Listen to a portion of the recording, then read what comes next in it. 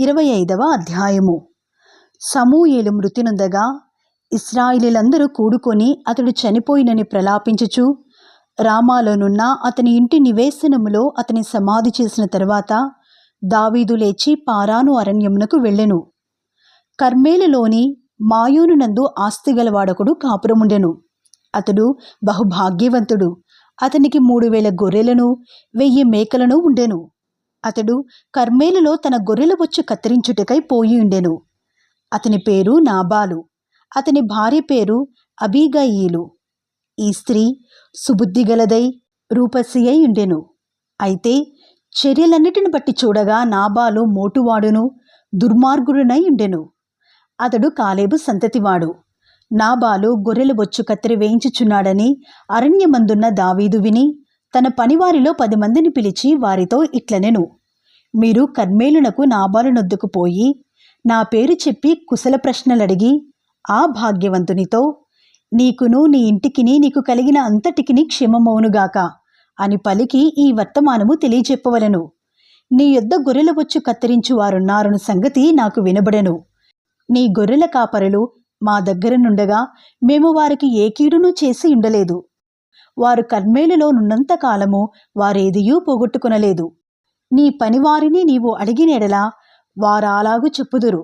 కాబట్టి నా పనివారికి దయచూపుము. శుభదినమున మేము వచ్చితిమి గదా, నీకిష్టము వచ్చినట్టు నీ దాసులకును నీ కుమారుడైన దావీదునకును ఇమ్ము. దావీదు పనివారు వచ్చి అతని పేరు చెప్పి ఆ మాటలన్నిటినీ నాబాలునకు తెలియజేసి కూర్చుండగా నాబాలు, దావీదు ఎవడు? యెషయి కుమారుడెవడు? తమ యజమానులను విడిచి పారిపోయిన దాసులు ఇప్పుడు అనేకులున్నారు. నేను సంపాదించుకున్న అన్నపానములను నా గొర్రెల బొచ్చు కత్తిరించు వారి కొరకు నేను వధించిన పశుమాంసమును తీసి నేను బొత్తిగా ఎరుగని వారికిత్తునా అని దావీదు దాసులతో చెప్పగా దావీదు పనివారు వెనుకకు తిరిగి దోవ పట్టుకుని పోయి అతనికి ఈ మాటలన్నీ తెలియజేసిరి. అంతటా దావీదు వారితో, మీరందరూ మీ కత్తులను ధరించుకునుడనగా వారు కత్తులు ధరించుకునిరి. దావీదు కూడాను కత్తి ఒకటి ధరించెను. దావీదు వెనక దాదాపు 400 మంది బయలుదేరగా 200 మంది సామాను దగ్గర నిలిచిరి. పనివాడు ఒకడు నాబాలు భార్య అయిన అబీగయీలుతో ఇట్లనెను: అమ్మా, దావీదు అరణ్యములో నుండి మన యజమానిని కుశల ప్రశ్నలడుటకై దూతలను పంపించగా అతడు వారితో కఠినముగా మాట్లాడెను. అయితే ఆ మనుష్యులు మాకెంతో ఉపకారం చేసియున్నారు. మేము పొలములో వారి మధ్యను సంచరించుచున్నంతసేపు అపాయము గాని నష్టము గాని మాకు సంభవింపనే లేదు. మేము గొర్రెలను కాల్చున్నంతసేపు వారు రాత్రింబగళ్ళు మా చుట్టూ ప్రాకారముగా ఉండిరి. అయితే మా యజమానునికిని అతని ఇంటి వారికందరికిని వారు కీడు చేయి నిశ్చయించి ఉన్నారు గనుక ఇప్పుడు నీవు చేయవలసిన దానిని బహు జాగ్రత్తగా ఆలోచించుము. మన యజమానుడు బహు పనికిమాలినవాడు, ఎవరిని తనతో మాటలాడనీయడు అనెను. అందుకు అబీగయీలు నాబాలుతో ఏమీ చెప్పక త్వరపడి 200 రొట్టెలను 2 ద్రాక్షారసపు తిత్తులను వండిన 5 గొర్రెల మాంసమును 5 మానికల వేచిన ధాన్యమును 100 ద్రాక్ష గెలలను 200 అంజూరపు అడలను గార్ధవముల మీద వేయించి, మీరు నాకంటే ముందుగా పోవుడి, నేను మీ వెనక నుండి వచ్చేదనని తన పనివారికి ఆజ్ఞ ఇచ్చి గార్ధవము మీద ఎక్కి పర్వతపు లోయలోనికి వచ్చుచుండగా దావీదును అతని జనులను ఆమెకు ఎదురుపడిరి. ఆమె వారిని కలుసుకునెను. అంతకు మునుపు దావీదు, నాబాలునకు కలిగిన దాని అంతటిలో ఏదియూ పోకుండా ఈ అరణ్యములో అతని ఆస్తి అంతయు నేను వ్యర్థముగా కాయిచు వచ్చి తిని ఉపకారమునకు నాకు అపకారము చేసియున్నాడే అని అనుకొని అతనికున్న వారిలో ఒక మగపిల్లవానినైనను తెల్లవారినప్పటికీ నేనుండనీయను, లేదా దేవుడు మరి గొప్ప అపాయము దావీదు శత్రువులకు కలుగుజేయునుగాక అని ప్రమాణము చేసియుండెను. అబీగయీలు దావీదును కనుగొని గార్ధవము మీద నుండి త్వరగా దివి దావీదునకు సాష్టాంగ నమస్కారము చేసి అతని పాదములు పట్టుకుని ఇట్లనెను: నా ఏలినవాడా, ఈ దోషము నాదని ఎంచుము. నీ దాసురాలనైన నన్ను మాటలాడనిమ్ము. నీ దాసురాలనైన నేను చెప్పు మాటలు ఆలకించుము. నా ఏలినవాడా, దుష్టుడైన ఈ నాబాలును లక్ష్యపెట్టవద్దు. అతని పేరు అతని గుణములను సూచించుచున్నది. అతని పేరు నాబాలు, మోటుతనము అతని గుణము. నా ఏలినవాడు పంపించిన పనివారు నాకు కనబడలేదు.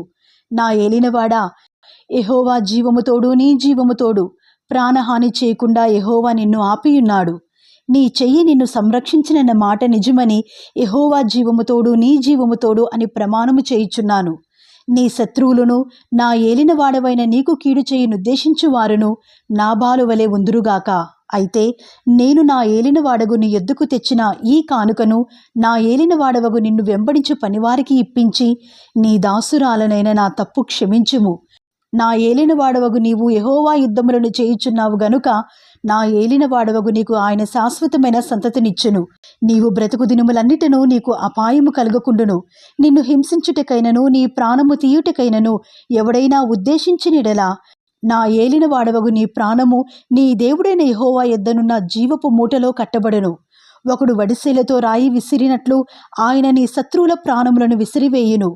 యెహోవా నా ఏలినవాడగు నిన్ను గూర్చి సెలవిచ్చిన మేలంతటిని నీకు చేసి నిన్ను ఇశ్రాయేలు మీద అధిపతిగా నిర్ణయించిన తరువాత నా ఏలినవాడవగు నీవు రక్తమును నిష్కారణముగా చిందించినందుకే గాని నా ఏలినవాడవగు నీవు పగ తీర్చుకునేందుకే గాని మనోవిచారమైనను దుఃఖమైనను నా ఏలినవాడవగు నీకు ఎంతమాత్రమును కలగకపోవునుగాక. యెహోవా నా ఏలినవాడవగు నీకు మేలు చేసిన తరువాత నీవు నీ దాసురాలనగు నన్ను జ్ఞాపకము చేసుకొనుము అనెను. అందుకు దావీదు, నాకు ఎదురుపడుటకై నిన్ను పంపిన ఇశ్రాయేలు దేవుడైన యెహోవాకు స్తోత్రము కలుగునుగాక. నేను పగ తీర్చుకొనకుండను ఈ దినమున ప్రాణము తీయకుండను నన్ను ఆపినందుకై నీవు ఆశీర్వాదము నొందుదువుగాక. నీవు చూపిన బుద్ధి విషయమై నీకు ఆశీర్వాదము కలుగునుగాక.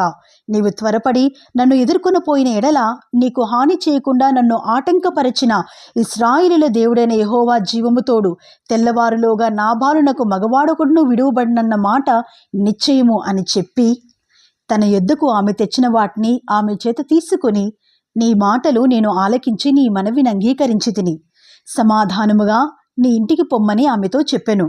అబీగయీలు తిరిగి నాబాలు నొద్దకు రాగా రాజులు విందు చేసినట్లు అతడు ఇంటిలో విందు చేసి త్రాగుచూ బహు సంతోషించుచూ మత్తుగా నుండెను. గనుక తెల్లవారు వరకు ఆమె అతనితో కొద్ది గొప్ప మరేమీ చెప్పక ఊరుకుండెను. ఉదయమున నాబాలునకు మత్తు తగ్గియున్నప్పుడు అతని భార్య అతనితో ఆ సంగతులను తెలియచెప్పగా భయము చేత అతని గుండె పగిలెను. అతడు రాతి వలె బిగిసికొని పోయెను. 10 దినములైన తరువాత యెహోవా నాబాలును మొత్తగా అతడు చనిపోయెను. నాబాలు చనిపోయినని దావీదు విని యెహోవా నాబాలు చేసిన కీడును అతని తల మీదికి రప్పించెను గనుక తన దాసుడునైన నేను కీడు చేయకుండా నన్ను కాపాడి నాబాలు వలన నేను పొందిన అవమానము తీర్చిన యెహోవాకు స్తోత్రము కలుగునుగాక అనెను.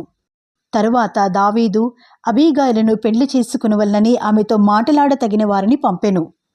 దావీదు సేవకులు కర్మేలులోనున్న అబీగయీలు నొద్దకు వచ్చి, దావీదు మమ్ముని పిలిచి నిన్ను పెళ్లి చేసుకున్నట్టుకై తోడుకుని రండని పంపిననగా ఆమె లేచి సాగిలపడి, నా ఏలిన వాని చిత్తము, నా ఏలిన వాని సేవకుల కాళ్ళు కడుగుటకు నా ఏలిన వాని దాసురాలగు నేను సిద్ధముగానున్నానని చెప్పి త్వరగా లేచి గార్ధబొమ్మ మీద ఎక్కి తన వెనుక నడుచుచున్న 5 పనికత్తెలతో కూడా దావీదు పంపిన దూతల వెంబడి రాగా దావీదు ఆమెను పెళ్లి చేసుకునెను. మరియు దావీదు యెజ్రెయేలు స్త్రీ అయిన అహీనోయామును పెళ్లి చేసుకుని ఉండెను. వారిద్దరూ అతనికి భార్యలుగా ఉండిరి. సౌలు తన కుమార్తె అయిన మీకాలు అను దావీదు భార్యను పల్తీయేలును గల్లీము వాడైన లాయిషు కుమారునికిచ్చి ఉండెను. 26వ అధ్యాయము. అంతటా జీఫీయులు గిబియాలో సౌలునొద్దకు వచ్చి, దావీదు యెషీమోను ఎదుట హకీలా మన్యంలో దాగియున్నాడు అని తెలియజేయగా సౌలు లేచి ఇశ్రాయేలీయులలో ఏర్పరచబడిన 3000 మందిని తీసుకొని జీఫు అరణ్యములో దావీదును వెతుకుటకు జీఫు అరణ్యమునకు పోయెను. సౌలు యెషీమోను ఎదుటనున్న హకీలా మన్యమందు త్రోవ ప్రక్కను దిగగా దావీదు అరణ్యములో నివసించుచుండి తన్ను పట్టుకునవలెనని సౌలు అరణ్యమునకు వచ్చినని విని వేగులు వారిని పంపి నిశ్చయముగా సౌలు వచ్చినని తెలుసుకునెను. తరువాత దావీదు లేచి సౌలు దండు దిగిన స్థలము దగ్గరకు వచ్చి సౌలునకు సైన్యాధిపతియగు నేరు కుమారుడైన అబ్నేరును పరుండియుండగా వారున్న స్థలము కనుగొనెను.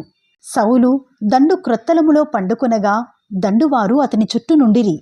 అప్పుడు దావీదు పాళెములోనికి సౌలు దగ్గరికి నాతో కూడా ఎవరు వత్తురని హిత్తీయుడైన అహీమెలెకును సెరూయా కుమారుడును యోవాబునకు సహోదరుడునైన అభిషైని నడుగగా నీతో కూడా నేనే వత్తునని అభిషై అనెను. దావీదును అబీషైను రాత్రివేళ ఆ జనుల దగ్గరికి పోగా సౌలు దండు క్రొత్తడములో పండుకొని నిద్రపోవచ్చుండెను. అతని ఈటె అతని తలగడ దగ్గర నేలను నాటియుండెను. అబ్నేరును జనులను అతని చుట్టూ పండుకొని ఉండిరి. అప్పుడు అబీషై దావీదుతో, దేవుడు ఈ దినమున నీ శత్రువుని నీకప్పగించెను. కాబట్టి నీ చిత్తమైతే ఆ ఈటెతో ఒక్క పోటు పొడిచి నేనతనిని భూమికి నాటివేతును, ఒక్క దెబ్బతోనే పరిష్కారము చేతుననగా, దావీదు, నీవతని చంపకూడదు. యెహోవా చేత అభిషేకము నొందిన వానిని చంపి నిర్దోషి ఎగుట ఎవనికి సాధ్యము? యెహోవా జీవము తోడు, యెహోవాయే అతని మొత్తును. అతడు అపాయం వల్ల చచ్చును, లేదా యుద్ధమునకు పోయి నశించును. యెహోవా చేత అభిషేకము నొందిన వానిని నేను చంపను. అలాగున నేను చేయకుండా యెహోవా నన్ను ఆపునుగాక. అయితే అతని తలగడ దగ్గరనున్న ఈటెను నీళ్లబుడ్డిని తీసుకుని మనము వెళ్ళిపోదుము రమ్మని అబీషైతో చెప్పి సౌలు తలగడ దగ్గరున్న ఈటెను నీళ్లబుడ్డిని తీసుకుని వారిద్దరూ వెళ్ళిపోయిరి. యెహోవా చేత వారికందరికీ గాఢ నిద్ర కలుగుగా వారిలో ఎవడునూ నిద్ర మేలుకొనలేదు. ఎవడునూ వచ్చిన వారిని చూడలేదు. జరిగిన దాన్ని గుర్తుపట్టిన వాడొకడునూ లేడు. తరువాత దావీదు అవతలకు పోయి దూరముగానున్న కొండ మీద నిలిచి ఉభయుల మధ్యను చాలా ఎడముండగా జనులను నేరు కుమారుడైన అబ్నేరును విన్నట్లు, అబ్నేరు, నీవు మాటలాడవా అని కేక వేయగా అబ్నేరు కేకలు వేసి, రాజును నిద్రలేపు నీవెవడవని అడిగాను. అందుకు దావీదు, నీవు మగవాడవు కావా? ఇశ్రాయేలీలలో నీ వంటి వాడెవడు? నీకు యజమానుడగు రాజునకు నీవెందుకు కాపు కాయకపోతివి? నీకు యజమానుడగు రాజును సంహరించుటకు జనులలో ఒకడు చేరువకు వచ్చెనే. నీ ప్రవర్తన అనుకూలము కాదు. నీవు శిక్షకు పాత్రుడవే. యెహోవా చేత అభిషేకము నొందిన నీ ఏలిన వానికి నీవు రక్షకముగా నుండలేదు. యెహోవా జీవము తోడు, నీవు మరణశిక్షకు పాత్రుడవు.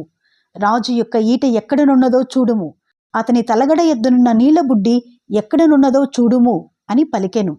సౌలు దావీదు స్వరం ఎరిగి, దావీదా నాయనా, ఇది నీ స్వరమే గదా అని అనగా దావీదు ఇట్లనెను, నా ఏలినవాడా, నా రాజా, నా స్వరమే. నా ఏలినవాడు తన దాసుని ఇలాగు ఎందుకు తరుముచున్నాడు? నేనేమి చేసి తిని? నా వలన ఏ కీడు నీకు సంభవించును? రాజా, నా ఏలినవాడా, నీ దాసుని మాటలు వినుము. నా మీద పడవలనని యెహోవా నిన్ను ప్రేరేపించినెడలా నైవేద్యము చేసి ఆయనను శాంతిపరచవచ్చును. అయితే నరులెవరైనను నిన్ను ప్రేరేపించినెడలా వారు యెహోవా దృష్టికి శాపగ్రస్తులగుదురు. వారు, నీవు దేశమును విడిచి అన్యదేవతలను పూజించుమని నాతో చెప్పి యెహోవా స్వాస్థ్యమునకు హత్తుకొనకుండా నన్ను వెలివేయుచున్నారు. నా దేశమునకు దూరముగాను యెహోవా సన్నిధికి ఎడముగాను నేను మరణము నొందకపోవుదునుగాక. ఒకడు పర్వతముల మీద కౌసుపిట్టను తరిమినట్టు ఇశ్రాయేలు రాజువైన నీవు మిన్నలిని వెదకుటకై బయలుదేరి వచ్చితివి. అందుకు సౌలు, నేను పాపము చేసి తిని ఈ దినమున నా ప్రాణము నీ దృష్టికి ప్రియముగా నుండిన దాన్ని బట్టి నేను నీకిక కీడు చేయను. దావీదా నాయనా, నా యొద్దకు తిరిగి రమ్ము, వెర్రివాడనై నేను బహు తప్పు చేసి తిని అనగా, దావీదు, రాజా, ఇదిగో నీ ఈట నా ఎద్దునున్నది. పనివారిలో నొకడు వచ్చి దాన్ని తీసుకునవచ్చును.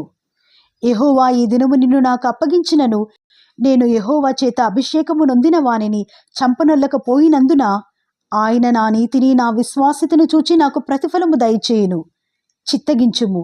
ఈ దినమున నీ ప్రాణము నా దృష్టికి ఘనమైనందున యెహోవా నా ప్రాణమును తన దృష్టికి ఘనముగా ఎంచి బాధలన్నిటిలో నుండి నన్ను రక్షించునుగాక అని చెప్పెను.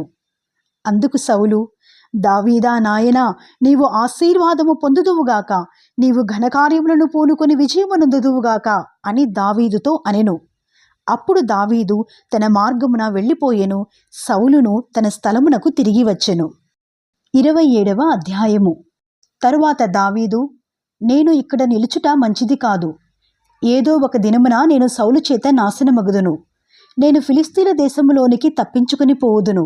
అప్పుడు సౌలు ఇశ్రాయేలీల సరిహద్దులలో నన్ను వెదకుట మానుకును గనుక నేను అతని చేతిలో నుండి తప్పించుకుందునని అనుకుని లేచి తన యొద్దనున్న 600 మందితో కూడా ప్రయాణమై మాయోకు కుమారుడును గాతు రాజునైన ఆకీషునొద్దకు వచ్చెను.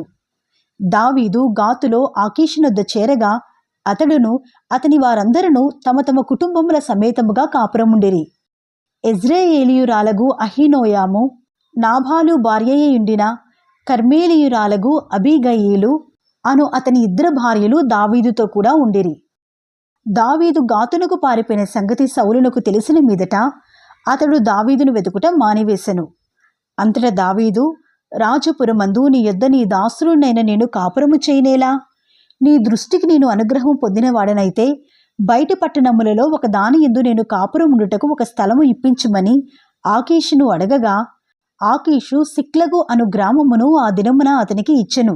కాబట్టి నేటి వరకు సిక్లగు యూదా రాజుల వశముననున్నది. దావీదు ఫిలిస్తీన్ల దేశములో కాపురముండిన కాలమంతా 1 సంవత్సరము 4 నెలలు. అంతలో దావీదును అతని వారును బయలుదేరి గెషూరీయుల మీదను గెజేరీయుల మీదను అమాలేకీయుల మీదను పడిరి.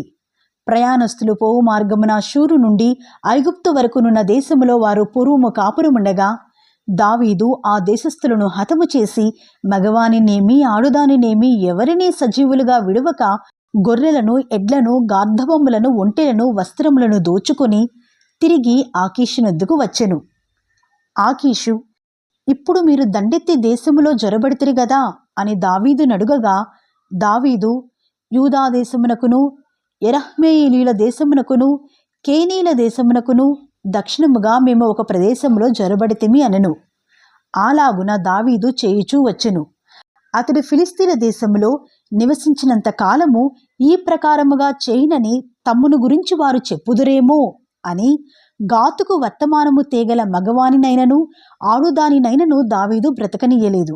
దావీదు తన జనులైన ఇశ్రాయేలీయులు తన యందు బొత్తిగా అసహ్యపడినట్లు చేసిన గనుక అతడు సదాకాలము నాకు దాసుడుగాను ఉండునని అనుకొని ఆకీషు దావీదు మాట నమ్మెను.